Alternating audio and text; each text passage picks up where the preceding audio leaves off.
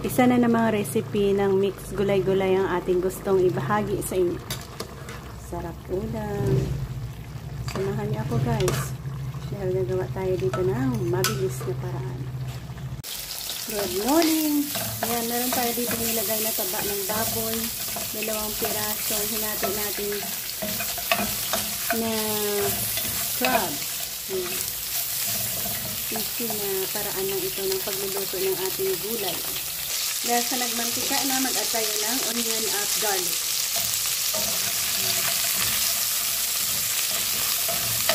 Isa lang yan.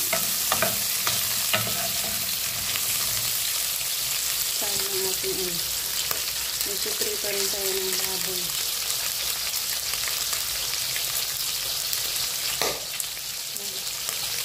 Lagyan natin ng mainit na tubig.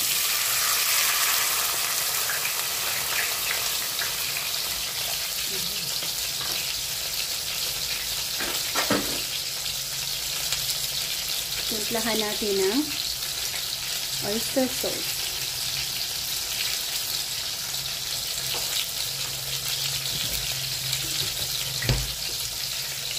Lagyan natin ng kamatis. Iba't ibang klaseng gulay. Kalabasa.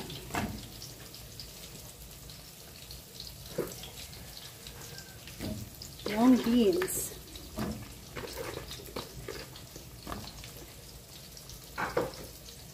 Talong.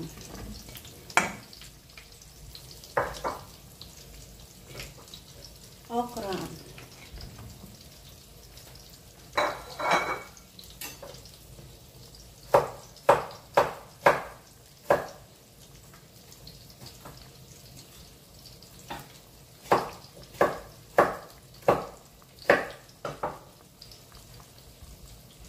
Ampalaya. Cover. Kaya ang mag-steam cook dyan. And well done ang ating piniritong 2 slice ng pork belly.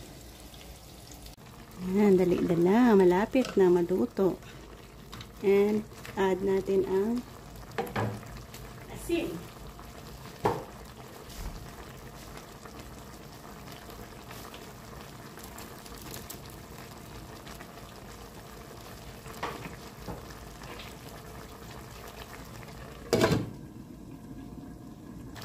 Yan, at tatikman na natin. I-add natin ang piniritong baboy.